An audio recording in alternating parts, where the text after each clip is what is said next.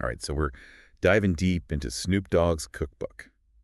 From Crook to Cook. Okay. It's called From Crook to Cook, Platinum Recipes from Thai Boss Dogg's Kitchen.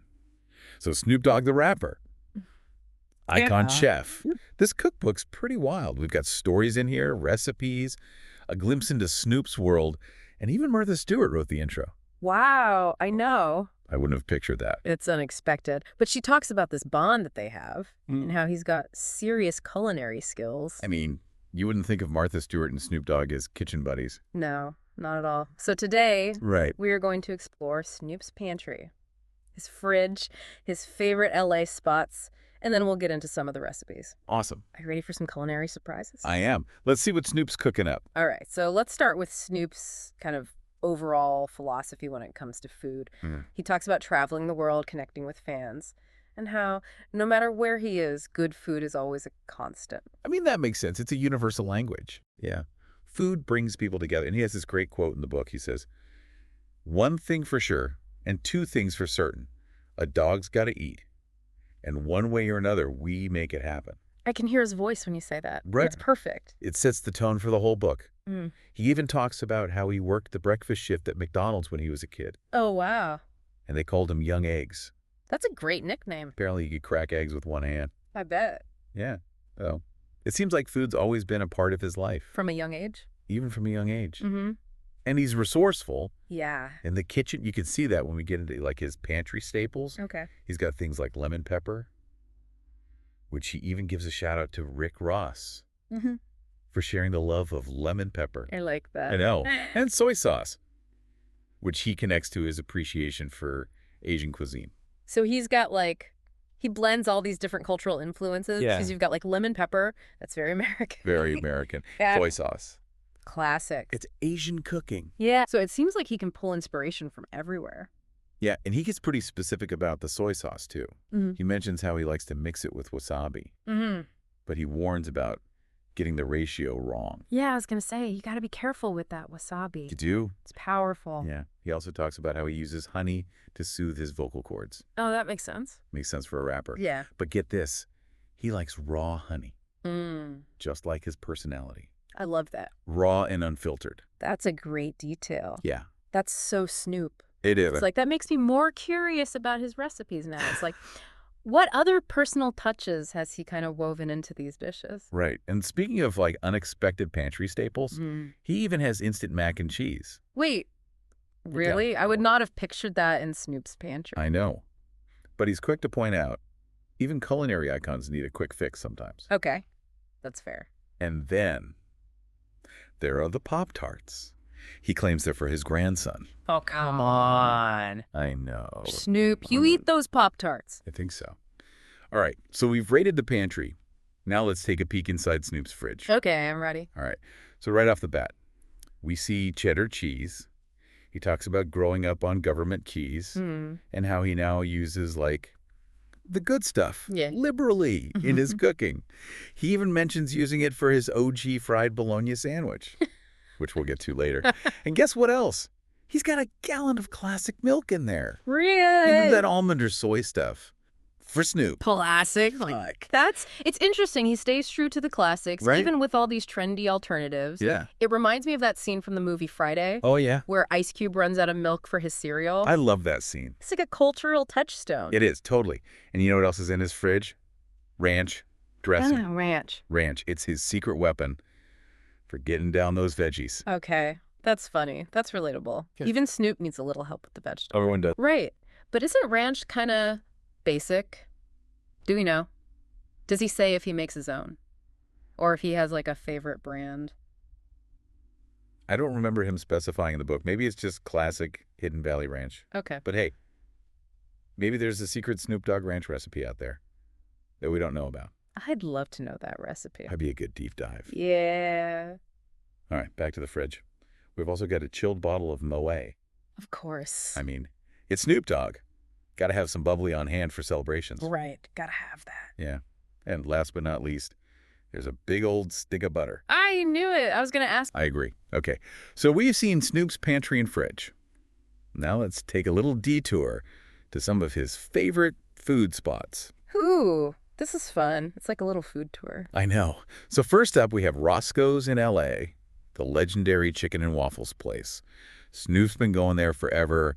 He even mentions how President Obama stopped by and got what's now known as the Obama Special. Oh, wow. That's a cool connection. Right. You've got food, you've got culture, a little bit of politics. It's all there. And then there's Fat Burger, another L.A. classic.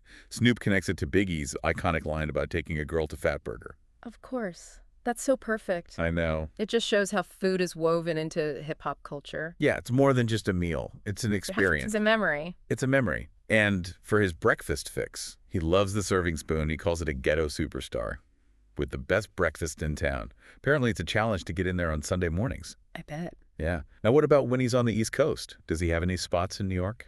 Yeah, I'm curious about that. He does. He calls the W Hotel in NYC his second home, and they always have his room service order ready to go. Wow. It paints this picture of him, like constantly on the move, but always prioritizing good food. That's so Snoop. Yeah. All right. So we got a taste of his culinary world. Are you ready to dive into the recipes? I am. Get ready for some serious flavor. Because Snoop's about to take us on a culinary journey, unlike any other. Let's go. Okay, so let's get into these recipes. And we're starting with breakfast, which feels appropriate given Snoop's Young Egg's nickname. Yeah, right. He's definitely come a long way from those McDonald's days. One recipe that caught my eye is Not Ya Mama's corn muffins. He talks about his love for Roscoe's cornbread and how he wanted to create his own version. But here's the twist. He adds sour cream to the batter. Really? Yeah. I've never seen that before. It's unexpected. He says it makes it extra moist and tangy. I'm kind of curious to try it. It speaks to his willingness to experiment, put his own spin on things. Yeah, he's not afraid to break the rules a little bit. Yeah. And try new things. It's exactly. I mean, that's what makes cooking fun, right? Totally. Then there's the stacked up flapjacks. Can you even imagine Snoop eating just one pancake? No way. It's all about the abundance, especially with breakfast. It's like a celebration on a plate. And he emphasizes you got to pile those pancakes high, drown them in butter and syrup. Oh, yeah. And for those, like a little something extra, in their morning sweets, there's cinnamon rolling. The twist. He adds bourbon to the glaze. All bourbon. Bourbon. That's a grown-up cinnamon roll right there. It is. I love how he just infuses his personality into these dishes. Yeah. You're like, you can practically taste the Snoop Dogg swagger in every bite. I know. Okay. So moving on to lunch, he's got a range of options, from salads to sandwiches to soul food. One that stood out to me is the chop it up salad. Okay. It's an Italian-inspired salad. Yeah. But with a playful mafia theme. He even says, grab the sharpest knife you got and get to chopping. Gafish. Yeah, that's great. It's so Snoop. I love that. Yeah. I'm a little skeptical about the flavor combinations. Does it say in the book, like how those flavors all work together? You know, it doesn't really go into too much detail about the flavor profiles. He just lists the ingredients and gives you the instructions. Maybe he assumes we all have his level of culinary intuition. Yeah, maybe. Or maybe he just wants us to trust him. Yeah. Dive in. And overthink it. Yeah. Now, you got to hear about the OG fried bologna sandwich. It's inspired by his childhood, like how he used to just fry up bologna for a quick snack. But of course, Snoop's version has evolved. He uses finer aged meats and smoked Gouda for a more elevated experience. That's so interesting. It really connects back to his crook to cook journey. I know. Like he's taken a dish from his past and made it gourmet. Transformed it. And then there's the Mississippi catfish sandwich. This one is deeply personal. It's inspired by his family in Mississippi and his connection to Southern food. That's beautiful. Food is so powerful in the way it evokes memories and connects us to our heritage. It really is. What stood out to me about this recipe is he talks about how his grandmother used to make the best fried catfish. Yeah.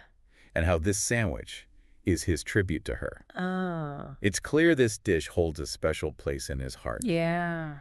It makes me think about the role food plays in our lives. You know, those dishes that connect us to our families, our cultures. Our past. Well, speaking of legacies, he's got a recipe for Caribbean Queen Cubano, which is inspired by his love for Miami and Latin flavors. And he even says, if you don't have shredded pork, just double up on the ham. I love that. He's so adaptable. Yeah. Like, use what you got and make it work. Right. He's all about making these recipes accessible, no matter your skill level. Okay, so we've had breakfast and lunch. Are you ready to see what Snoop has cooking for dinner? I'm starving. Hit me with those dinner recipes. First up is mac and cheese, but not just any mac and cheese. This one is Boss Lady's mac and cheese, inspired by his wife, Shante Broaddus. Oh, that's so sweet. It shows how much he values her cooking. Yeah. It makes you wonder, what are those dishes that your loved ones make that just feel like home? That's a good question, and I think it speaks to the heart of this cookbook. Yeah. It's not just about recipes. It's about the stories, the connections, the love that goes into cooking, and sharing food. Totally agree. Yeah. Okay, so this next one, it's a story. It's called Down Under Lobster Thermidor.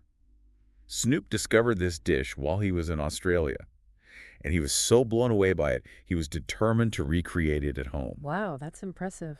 Lobster Thermidor is pretty complex. It shows his dedication Yeah. to mastering a recipe, even if it's something outside his comfort zone. Right. He doesn't shy away from a challenge. And there's Yardy Yardbird. Snoop fell in love with jerk chicken while recording his reggae album in Jamaica Makes sense. and had to include his own version in the cookbook. Yeah, he's constantly traveling, experiencing new cultures, and those experiences clearly influence his cooking. And the story behind Get Thai Chip Fried Chicken Wings is hilarious. His cousin, McShawn, inspired this recipe by shaking up some bland wings with potato chips. Backstage at a show. I know. I know. That's so creative. Snoop took that idea and perfected it, using crushed potato chips in the batter. Wow. For a unique twist on fried chicken. Do you think you would try that at home? Honestly, I don't know. It sounds kind of messy, but maybe that's part of the fun. And of course, no Snoop Dogg cookbook would be complete without OG chicken and waffles. He makes it clear. His version has to be on par with Roscoe's, the legendary LA spot.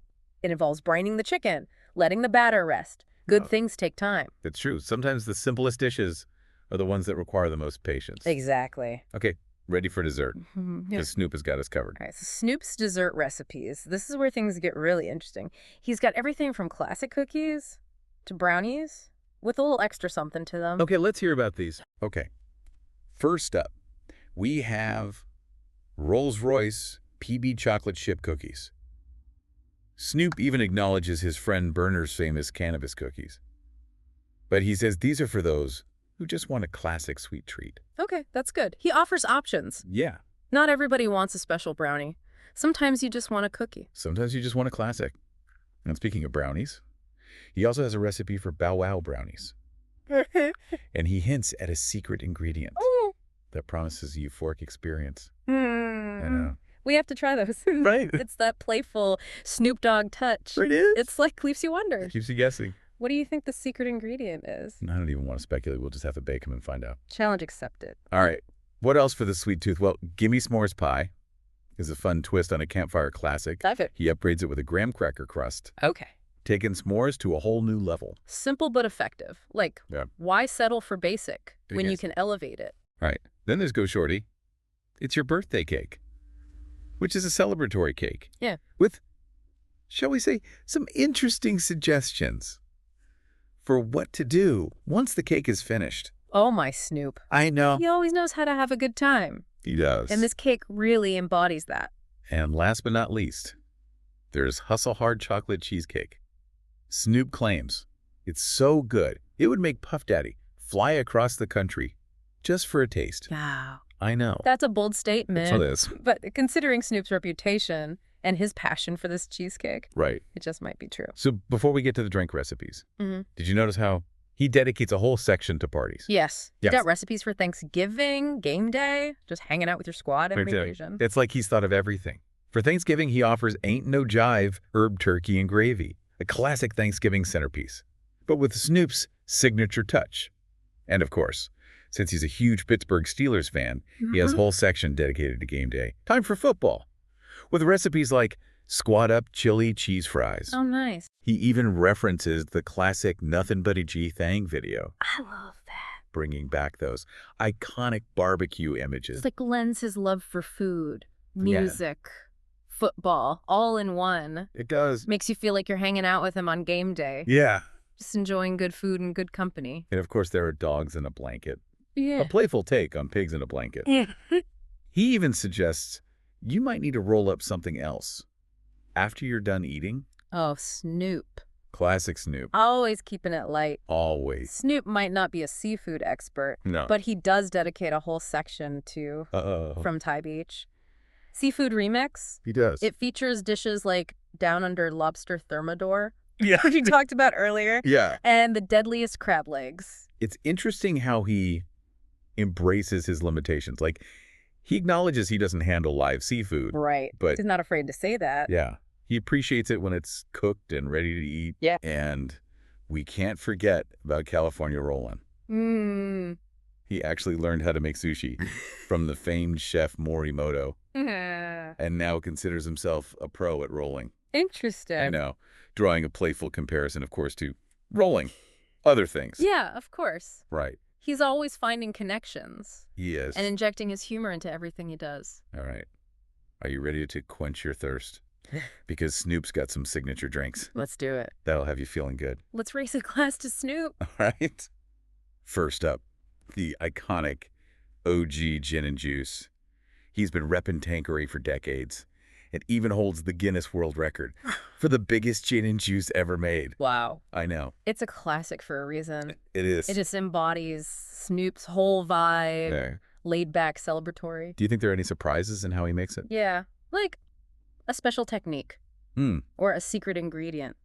You know what? I don't recall him mentioning anything out of the ordinary. It's really about using quality ingredients and keeping it simple. He does offer a remix, gin and juice, which uses vodka and pineapple juice for a different flavor profile. That's cool. Yeah. It shows that even with a classic, there's room for experimentation Yeah. and personalization. There is. Then there's that goody gimlet, a refreshing mix of gin, lime juice, and simple syrup. He even includes a recipe for making your own simple syrup. Nice. I know. I like that he encourages people to make things from scratch. Yeah. It adds a personal touch. It does. And it's not as intimidating as it might seem. And if you're feeling fancy, there's Jet Set and Negroni, a sophisticated blend of gin, Campari, and sweet vermouth. Snoop's come a long way from those early days of swiping gin from the liquor store. Yeah. It really is a testament to his evolution and his ever-expanding palate. It is. He's not afraid to try new things and elevate his tastes. And for a touch of Bond-esque sophistication, there's so cleany dirty martini. Shaken, not stirred, of course. Classic, always at that. Playful, Snoop Dogg humor. It's never too serious. Now, Snoop learned about all sorts of fancy drinks from Martha Stewart, and he includes a few in the book. There's Wake and Bake Corpse Reviver, a mix of gin, Lilla Blanc, vermouth, and absinthe. Oh, wow. It sounds intense. That's got a kick. Yeah. It's cool how he's embraced a wider range of cocktails. Yeah. Thanks to Martha's influence. Right. For something a little lighter. Yeah. There's Happy Hour Vodka Cranberry, a simple but refreshing mix. And if you want something bubbly and celebratory, there's French Connect 75. It's a mix of gin, lemon juice, simple syrup, and champagne. Perfect for any special occasion. Sounds delicious. It does. I'm going to have to try that one. And last but not least, that Thang Singapore Sling. A mix of pineapple juice, gin, Cointreau, lime juice, and grenadine. Snoop hasn't been to Singapore yet, but he's captured its essence in this tropical drink. It's a testament to his ability to translate experiences and flavors into his cooking, even if he hasn't personally experienced them yet. It's like he's inviting us to explore the world through his recipe. Well said. Okay. Now, at the end of the book, Snoop takes a moment to acknowledge the people who have influenced his culinary journey. He shouts out his family, his friends, Martha Stewart, even those who've shared recipes and cooked with him over the years. It's a nice touch. Yeah. It really emphasizes that communal aspect of food and cooking. It brings it back to that idea of food as a way to connect, to share, to create memories. Absolutely. So, what does this all mean for you? I think Snoop's cookbook is an invitation to explore the unexpected, to find depth and connection in places you might not expect. Who knew Snoop Dogg would be the one to remind us of the power of a shared meal, a good laugh, and a delicious plate of food. It's a reminder that there's always more to learn, more to discover, and that sometimes the most surprising journeys lead to the most satisfying destinations. Well said. Couldn't have said it better myself. I encourage you to check out Snoop's cookbook for yourself. It's full of surprises, entertaining stories, and even some insightful reflections on life, food, and culture. You might just discover a new side to Snoop Dogg, and maybe even a new side to yourself in the process. Thanks for taking this deep dive with us. It's been a pleasure. It's a